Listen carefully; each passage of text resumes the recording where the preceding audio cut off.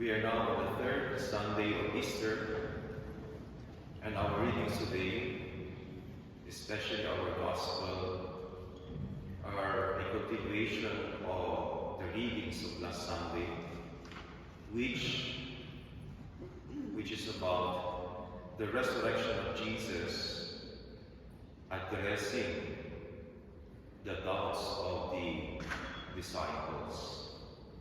The resurrection of Jesus confronting the doubts of faith of the disciples. In our Gospel today, Jesus again appears to his disciples, and they still have so many doubts, they have many questions and confusions. They are not yet sure about their faith, whether the promises of Jesus to them are true or not. And Jesus comes to them and tells them, "Here I am. Touch me and see." How we wish Jesus would come to us now, so that he would clear all the doubts in our hearts and in the hearts of many people today. How we wish we would see him and hear him say to us, "Here I am. Touch me and see." Yesterday I had a mass in Wiesbaden, and a lady came to me, and she had many questions about her faith. And I could not answer all her questions in a very short moment, so I asked her, I recommended her a book that I just finished reading. The title of the book is "Without God: Science, Religion, Morality, and the Meaning of Life." So I showed him the book. I told her, buy this in Amazon. It will help you. Many people come to us, as a priest, many people come to me with a lot of questions and doubts about their faith. And sometimes they come to me because they have friends who have many questions and doubts about their faith. Kung kayo din nakakaranas kayo ng pag-aalinlangan o pagkalito, paghihina ng inyong pananampalataya, let me give you an encouragement by sharing with you two stories. First story is about Leo Tolstoy. He is a Russian writer and novelist. He is regarded as one of the greatest and most influential authors of all time. And he wrote two very popular books. One is entitled War and Peace. He wrote this book in 1869. And another novel he wrote is Anna Karenina. He wrote this in 1878.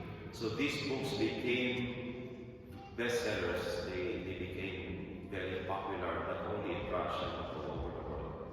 When he was 51 years old, you know, he had all the accomplishments in the world. His two novels became so popular that many people who read them considered him as genius. He had all the reasons to be happy in life, to be fulfilled in life. But instead of becoming happy, he felt that his life was meaningless.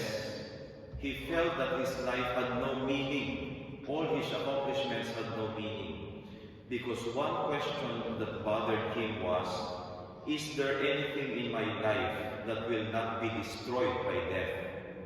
Mayroon bang bagay sa buhay ko na hindi sisirain o tatapusin ng kamatayan? And he tried to search for the answer to this question.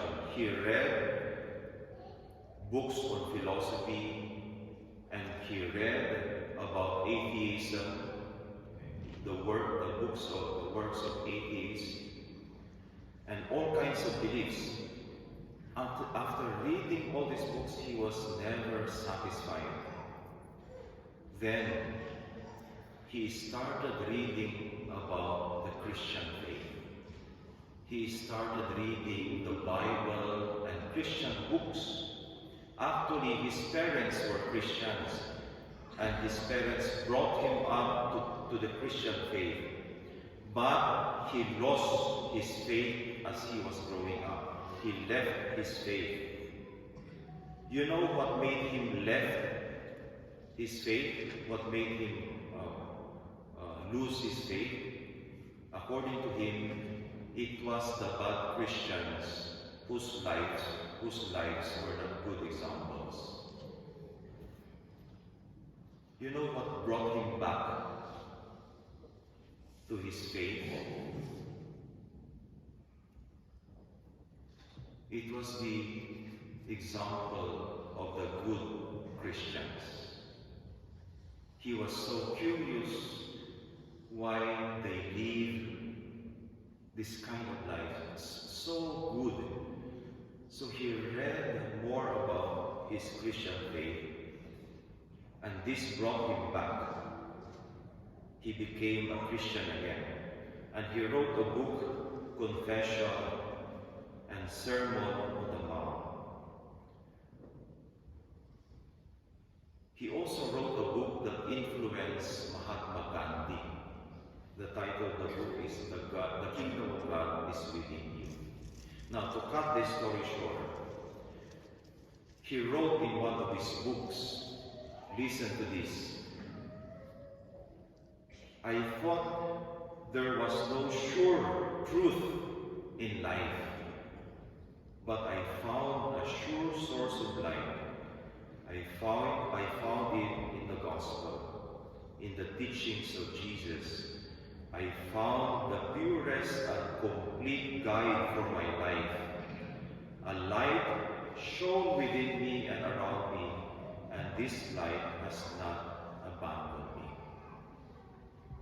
That is the first story. Nandiyan pa ba kayo? Yes.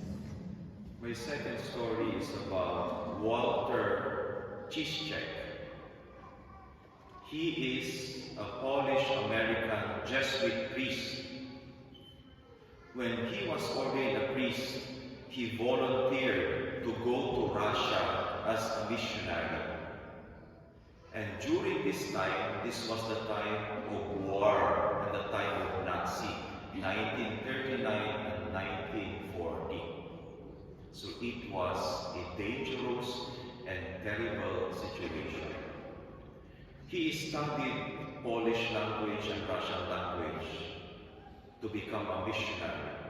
He was not able to go to Russia immediately. He stayed in Poland, and he prepared himself well for the mission.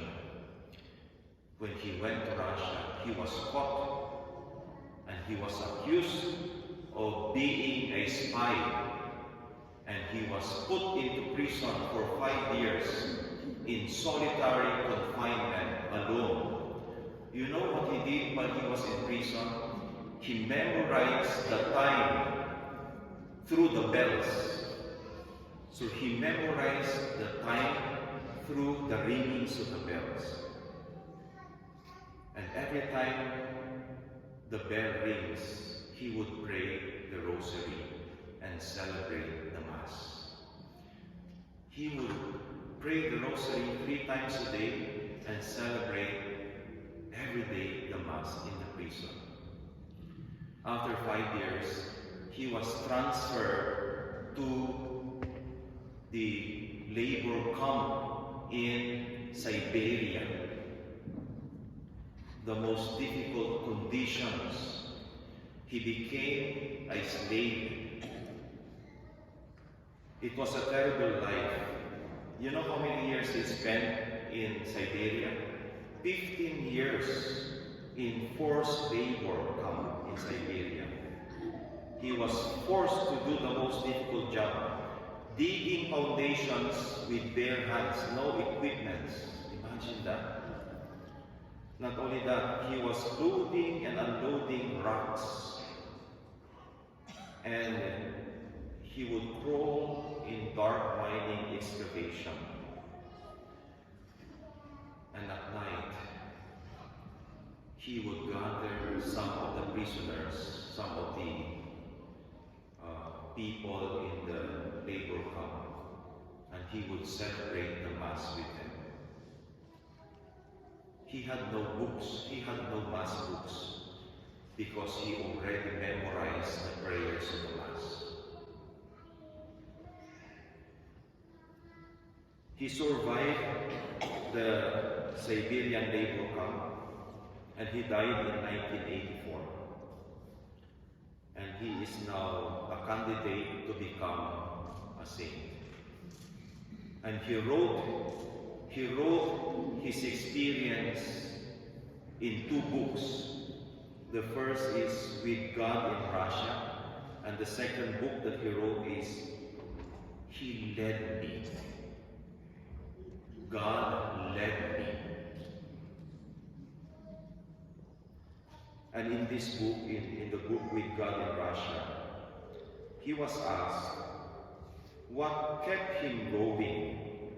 What kept you going? What made you survive the most terrible condition of life? What motivated him not to commit suicide? Because many of his companions committed suicide. His answer was, most people died in the camp, especially when they gave up hope. But I trusted God, and so I always had hope. It was not I who kept the faith. It was the faith that helped me survive. Let me end now on reflection. These stories that you heard today, the Gospel, Peter, Thomas, Leo Tolstoy and Walter Ciszek, they had many doubts. They had many questions about their faith in God. They were not sure about their faith. We must do what they did. And what is that? We bring our doubts and questions to the Lord, and let the Lord whisper to us,